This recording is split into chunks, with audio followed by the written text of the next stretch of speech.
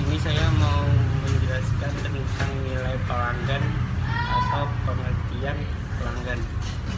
Pengertian nilai pelanggan atau disebut dengan customer value adalah selisih antara manfaat yang diperoleh customer atau pelanggan dari suatu produk atau jasa dengan upaya dan pengorbanan yang dilakukannya untuk mendapatkan dan menggunakan produk itu. Lalu pengertian pelanggan adalah setiap orang pemakai barang ataupun jasa yang tersedia dalam masyarakat untuk kepentingan diri sendiri, keluarga, orang lain maupun makhluk hidup, dan untuk sebuah diperdagangkan. Sedangkan pengertian pelanggan atau customer menurut Billy Butcher dalam sebuah bukunya tentang prinsip of marketing adalah semua individu dari rumah tangga yang membeli atau memperoleh barang atau jasa untuk dikonsumsi pribadi. Saya di sini meneruskan materi dari Mas Bobi. Saya akan menjelaskan tentang nilai pelanggan. Maksud saya pengertian nilai pelanggan dan dimensi pelanggan. Yang pertama saya akan menjelaskan tentang pengertian nilai pelanggan terlebih dahulu.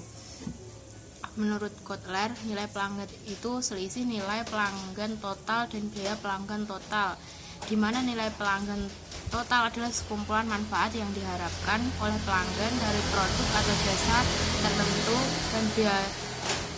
dan biaya pelanggan total adalah sekumpulan biaya yang diharapkan oleh konsumen yang dikeluarkan untuk mengevaluasi, mendapatkan, menggunakan, dan membuang produk atau jasa.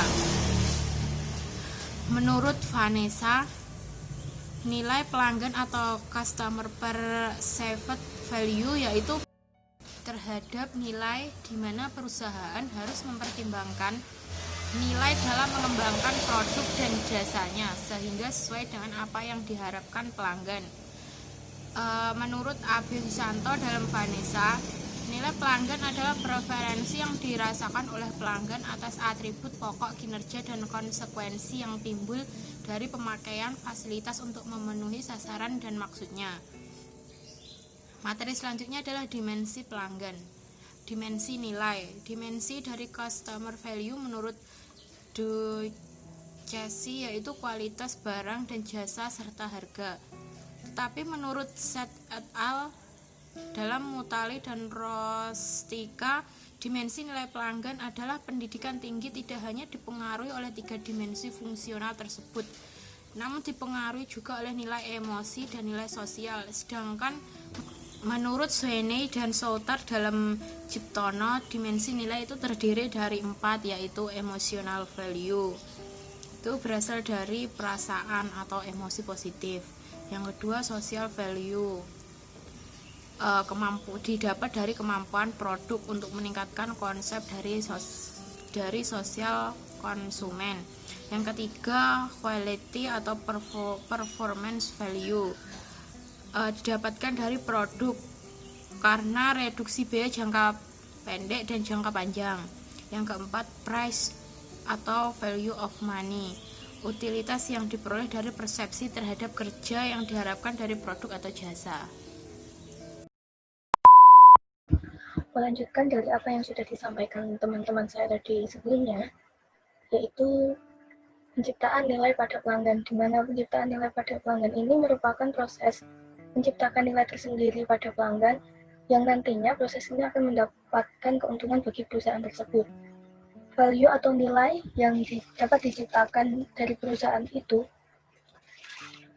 dapat diciptakan melalui aktivitas-aktivitas tertentu. Jadi tidak semua aktivitas yang dilakukan perusahaan itu bisa menghasilkan nilai pelanggan. Kemudian penciptaan nilai yang unggul itu bisa membuka kemungkinan untuk mendapatkan keuntungan yang lebih tinggi bagi perusahaan tersebut. Untuk menciptakan nilai pada pelanggan ini dapat diciptakan melalui beberapa pendekatan, yaitu yang pertama adalah biaya daur hidup dan penciptaan nilai, di mana pelanggan harus mendapatkan keuntungan ekonomis dari daur hidup tersebut, dari daur hidup yang nantinya digunakan, dari daur hidup produk yang nantinya digunakan oleh pelanggan itu. Ada 6 sumber biaya utama dalam siklus hidup yang menciptakan nilai pada pelanggan, yaitu nilai yang dibayarkan, kemudian biaya penggunaan dari produk, kemudian biaya pemeliharaan, terus biaya kepemilikan, dan biaya pembuangan. Contohnya saja produk Aqua yang kita tahu sebagai air mineral dalam kemasan pertama yang ada di Indonesia. Dari biaya yang dibayarkan pelanggan untuk mendapatkan sebotol Aqua itu, harga misalnya 2.500, maka pelanggan akan mendapatkan kesegaran sebagai menghilangkan dahaga dan sebagainya.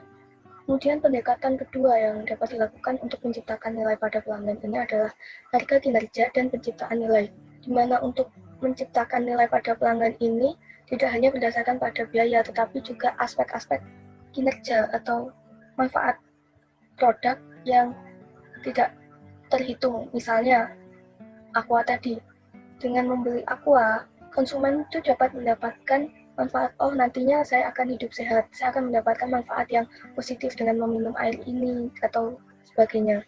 Selanjutnya, pendekatan ketiga adalah benefit yang dipersepsikan oleh pelanggan. Misalnya nih, nilai relatif kerja dan nilai ekonomis itu bukan ukuran yang mutlak untuk mendapatkan nilai pelanggan, tetapi juga ada evaluasi-evaluasi yang nantinya dilakukan pelanggan terhadap produk seiring yang bisa melewati kinerja, oh harga ini, oh produk ini harganya murah, oh produk ini harganya ekonomis. Jadi persepsi pelanggan tentang kepuasan kualitas layanan, kemudian reputasi merek dan biaya-biaya lainnya juga mempengaruhi penilaian pelanggan terhadap suatu produk. Biasanya, manfaat yang dipersepsikan ini dapat ditangkap oleh pelanggan setelah mereka mengkaji apa sih manfaat yang didapat setelah kita menggunakan produk ini. Misalnya untuk selanjutnya adalah benefit pelanggan. Ini merupakan poin keempat dari pendekatan-pendekatan yang dapat dilakukan untuk menciptakan nilai pelanggan. Hal ini memiliki keterkaitan dengan posisi daya saing perusahaan terhadap kompetitor perusahaan tersebut, misalnya seperti di pelayanan, kemudian biaya pembelian yang dipersepsikan, dan hal-hal lain. Apabila ada persepsi mengenai total biaya pembelian dan manfaat yang sudah didapatkan oleh pelanggan, maka perusahaan selanjutnya dapat mengevaluasi tingkat nilai yang tercipta untuk pelanggan. Yang terakhir adalah benefit emosional atau manfaat emosional, yang dimana manfaat ini melibatkan kebutuhan fisik dan psikologis dari pelanggan. Setelah mendapatkan kebutuhan fisiknya, maka pelanggan juga akan mempertimbangkan kebutuhan psikologinya.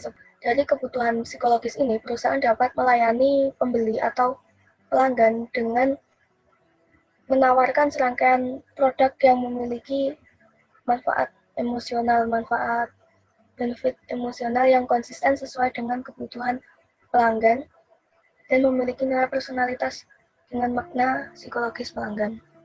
Materi selanjutnya adalah proses pemberian nilai, di mana secara pandangan tradisional proses pemberian nilai ini merupakan perusahaan membuat barang kemudian menjualnya, hanya seperti itu saja. Tapi meskipun hanya secara garis besar seperti itu, perusahaan itu harus mengetahui apa yang harus dibuat, pasar apa yang nantinya membelinya, dan memperhitungkan unit-unit apa yang bisa menghasilkan laba untuk perusahaan tersebut. Perusahaan yang menganut pandangan tradisional ini biasanya memiliki peluang yang besar untuk berhasil dalam ekonomi, di mana nanti yang ditandai oleh konsumennya tidak rewel, konsumennya menerima mutu, kemudian gaya dan sebagainya.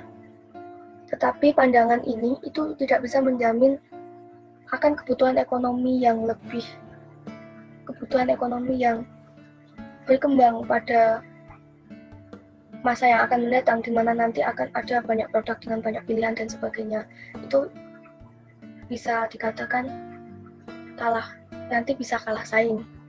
Kemudian dalam proses tradisional ini ada beberapa urutan yang biasanya dilakukan oleh perusahaan. Yang pertama, perusahaan akan mendesain produk apa yang dijual, kemudian bahan-bahan apa yang digunakan nanti, terus proses bagaimana pembuatannya, penetapan harganya, terus strategi iklan, promosi, kemudian distribusian, seperti itu. Kemudian ada urutan penciptaan dan pencapaian nilai. Urutan ini disampaikan setelah produk berhasil diproduksi oleh perusahaan, di mana nanti lebih menjurus pada pemasarannya, yaitu seperti segmentasi pelanggan, kemudian seleksi pasar mana yang mau ditembus dan sebagainya. Kemudian pengembangan produk, jadi ada pengamatan produk ini supaya tetap laku di pasaran seiring berjalannya waktu.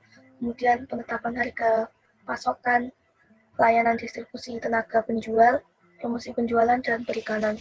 Dari pandangan-pandangan tersebut, orang Jepang yang seperti kita ketahui, bisnis dan teknologi di sana itu benar-benar maju.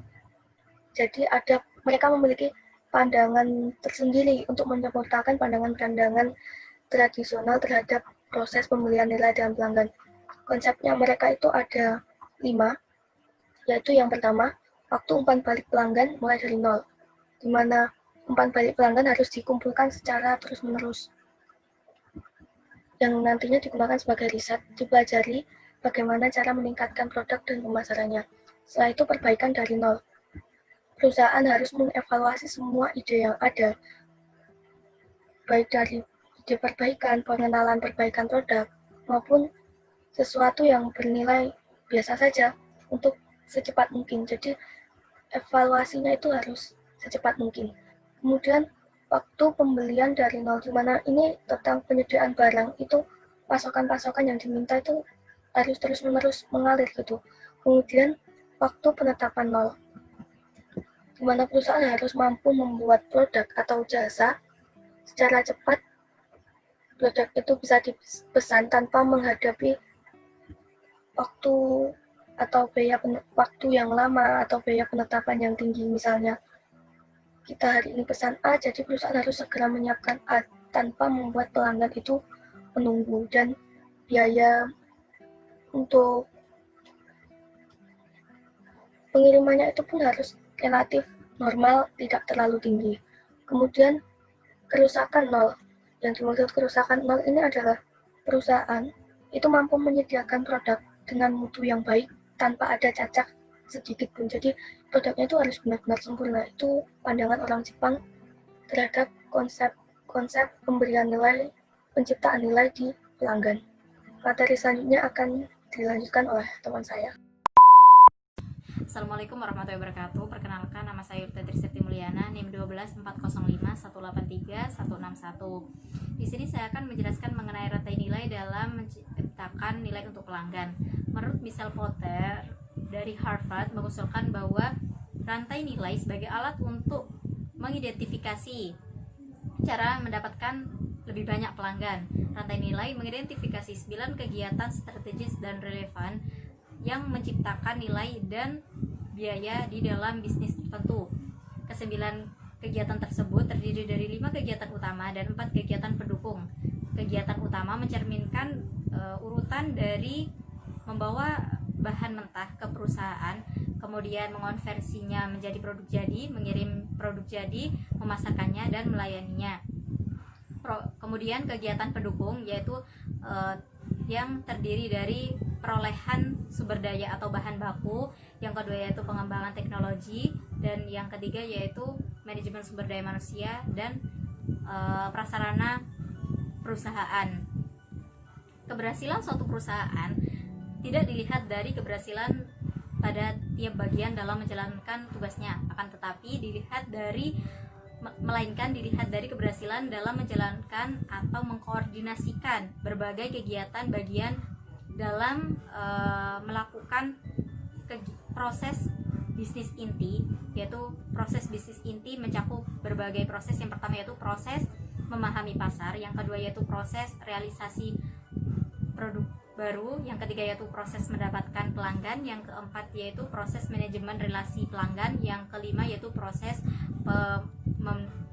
pemenuhan. Sekian presentasi dari kelompok kami, ada kurang lebihnya kami mohon maaf. Wassalamualaikum warahmatullahi wabarakatuh.